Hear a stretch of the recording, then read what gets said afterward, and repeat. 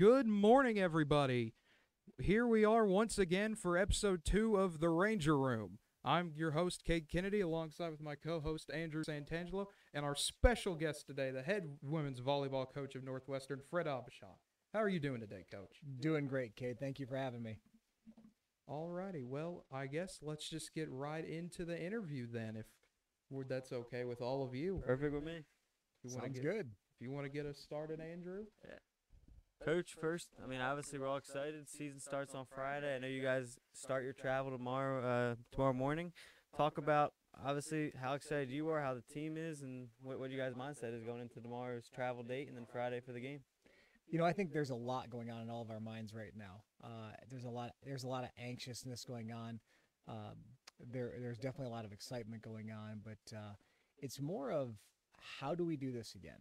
You know, I looked at to make fun a little bit of the GAC, as I love the GAC, but this morning I received the information on the GAC's return to play protocols, the COVID protocols, and I'm thinking back a year ago, looking at a 26-page document, and I look on the website of the GAC and there's 6 sentences.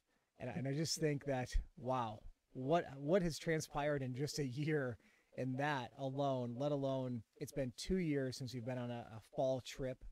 It's been 2 years since our team has stayed overnight in a hotel. It's been 2 years since we've played in a tournament of any kind. It's been a long time, and everything seems to have changed. And I guess for all of us is, can we get that behind us and go back to just playing volleyball again? You know, and for all sports, you know, get back into just this normal approach to playing sports. And as quick as we get to that point here in about, 28 hours or whatever it might be for our first match, I'm not even sure on the countdown, but as quick as we get to that, then of course is the unknown of what happens tomorrow. Do we change everything? Do we start masking up again? Do we start limiting fans? Do we postpone games? And so really, I think all of us are just kind of worked up, but at the same time, like, let us just get on the court. And so we can't wait. We're just so excited to get back on the court and take that first serve and that first receive and start playing some ball. And speaking of tournaments, a great tournament to start with, the Angelo State tournament. First game against Texas A&M University of Kingsville. They're receiving votes, by the way, so a great start to the year. But the one game I'm looking forward to, taking on number 1 Angelo State Saturday night. Just kind of take me through the process. How do you get prepared to play the number 1 team in the country? You know, in my career, I've had an opportunity to play a lot of number 1 teams, either nationally ranked or previous national champions in their first match of the year, so to speak. And that's kind of what we have here in Angelo State, is that, they won the Invitational National Tournament last year, so they claimed that number 1 preseason spot by the AVCA. Honestly, you don't necessarily prepare for them for our first game of the year. You know, this is our first weekend. There are no scouting reports. There's no real information other than the fact of looking at, last year's shortened season stats. Who are the returners? Who are the impact players? Well, with the COVID returns, a lot of these teams are returning every single player from last year. So there's a little bit of knowns, but still there's like no current play. That last year's number 1 outside hitter could be this year's right side hitter, middle hitter, like for us, Tara Parks was a starting outside hitter. Now she's a libero. So really, you can't prepare. You just got to prepare yourself and go out and be the best version of you and not worry so much about who you're playing against. Okay.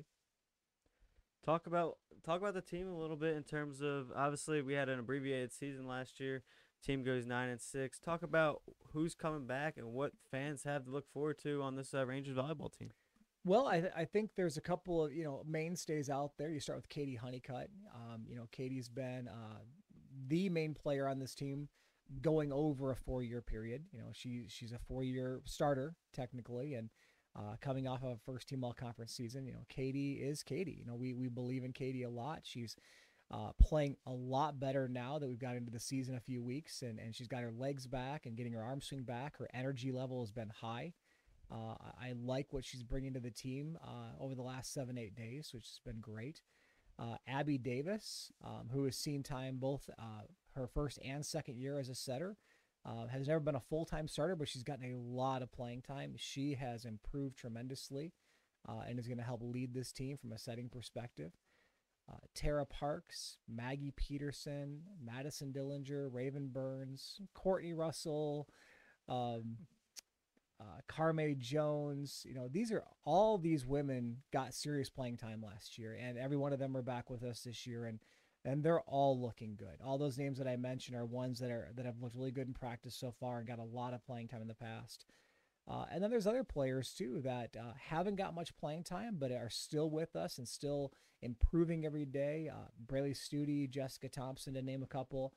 Those girls are still getting better and getting better. And so I think what people can expect to see from us, going back to your question, Andrew, is a very committed team, a team that works hard, a team that's not going to give up any easy points. We're going to battle and we're going to fight a lot. And then you add in some of the excitement. We got some new freshmen in. Two freshmen have been standing out a lot so far. Addison Wimmer on the outside has had a great preseason. She's looking strong. She'll be starting for us as a freshman. And Abigail Burns, a setter out of El Paso, making big strides from day one to now as far as her improvement as a college-level player. And I think she's one to look forward to in the future a little bit. And then we also have a graduate transfer, Kelsey Rebarger, originally from Hastings, Nebraska. She played at Kansas Wesleyan University, and she graduated from there in May, and she's joining us for 1 year of eligibility while going to grad school and getting her master's here.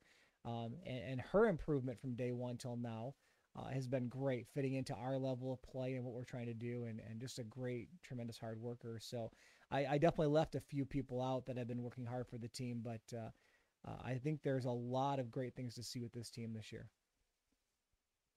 Now, what would you say of all the things that you're looking forward to the most this season?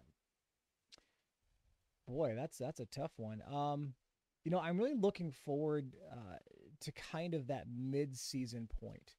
And the reason I say that is I don't think we are fully ready to take on the number one team in the nation today. I'm excited to play them. I think it'll be a great bar for us of where we need to be, where we need to get to, where they're coming off of not only the national title, but most of their team plays sand volleyball as well. So it's not like they've been out, just working jobs and, maybe taking a college course during the summertime to keep improving themselves. They've been playing ball all summer. And so if any team's going to be ready to play, it's going to be them. But that's not who we are, and that's not where we are right now. I think about mid-season, we get to about our 12th and 13th game of the season. I think that we're going to be the team we're supposed to be this year. I'm not an impatient coach. I'm not in a hurry. I'm not racing to a finish line the first weekend. I'm looking at these first 2 weekends for us as a way to keep building and learning our team. But I'm only hoping by the time that we get to that OBU match in, mid to late September that we're kind of hitting our stride by then. Alrighty.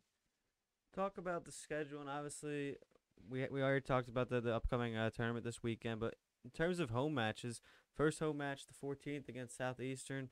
Talk about what it's going to be like to have a full house again, and not going to be an abbreviated crowd like it was last year. Going to have a full house there in Percival Fieldhouse. I know you're probably looking forward to that. Someone who always mentions fans in your post-game conferences, and I love hearing that one. So talk about what it's going to be like to have a full house again. Well, I will always mention the fans because they make a difference for us.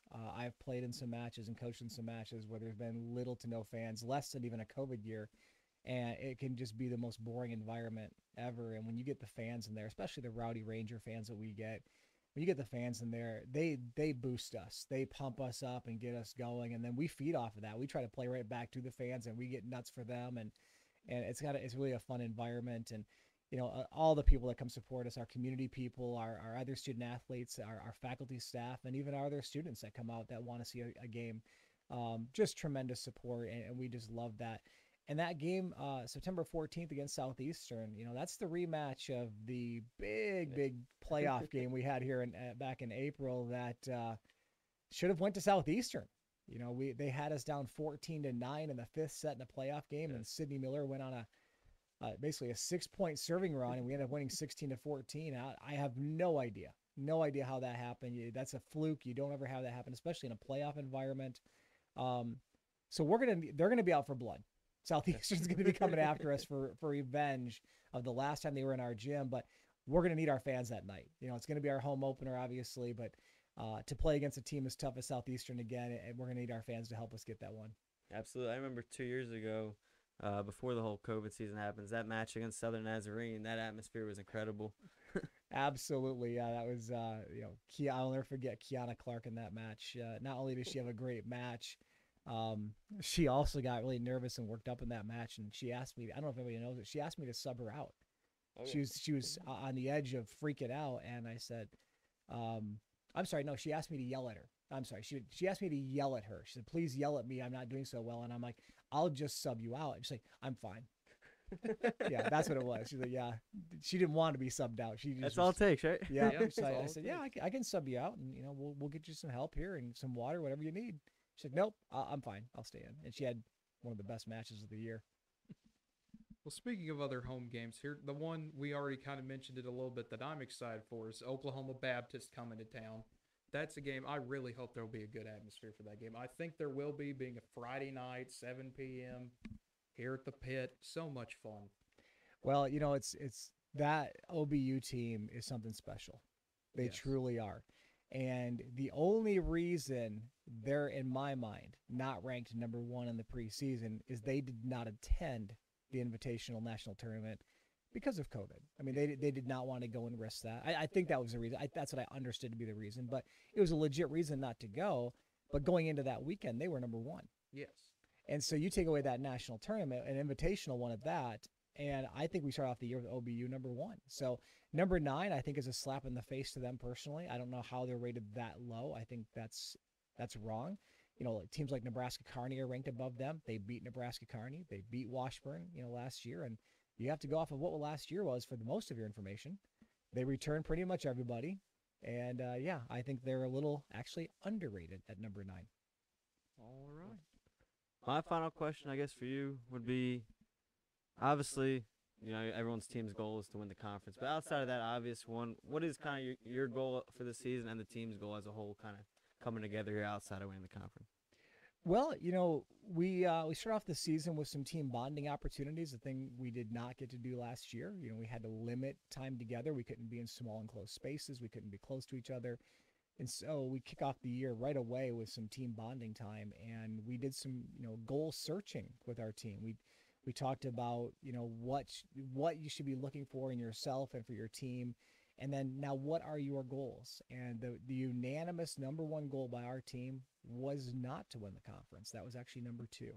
The number one goal of this team, from an individual perspective, was that we would become more unified and grow in strength as far as a true team feel. That's awesome.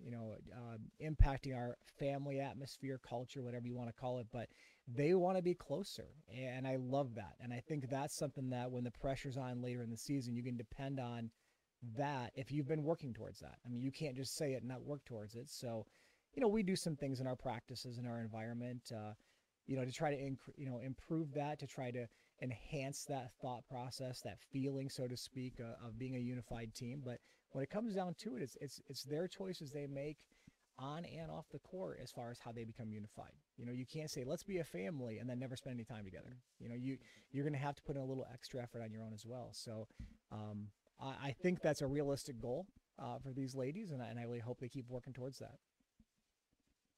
All righty. Well, I believe we don't have any more questions, do we? That's all I have. Thanks for joining us I today, think Coach. so. Absolutely. Thank you for coming on. I was not expecting to do this morning. It was just, have a normal day of school, and then, hey, we got an interview today. And I was like, all righty, let's go. Well, Cade, as you get to know me, we can also start talking Detroit sports, Michigan sports in the future. Okay. We don't have to be just limited to Yeah. volleyball, All righty. There's other important things out there that Fred cares about that, Yeah. no, I love these girls, and I'm looking forward to a fun season with them. But yeah, if you ever want to talk other sports, I'm looking forward to that too. Look, if Michigan beats Ohio State ever, we'll most definitely bring If you on. that ever happens, yes, I want to have a celebration for sure, because I don't remember the last time it's happened. It's been it's like the last time Detroit ever won a playoff game in any sport. It's like let's get something going good up there in Michigan, but Yeah. it's been a struggle for sure. If we ever need a local Lions or Red Wings report or something, Yes. or Tigers even, Tigers. Yeah, we will be the first to let you know, hey, come on, let us know what's going on. If the Tigers ever get back to 500 again, let's have a good conversation. All right. Hey, next year they will be. Next year. All righty. Well, I believe that will do it for us today. For Fred Aubuchon and Andrew Santangelo, I'm Cade Kennedy saying have a great day, everybody.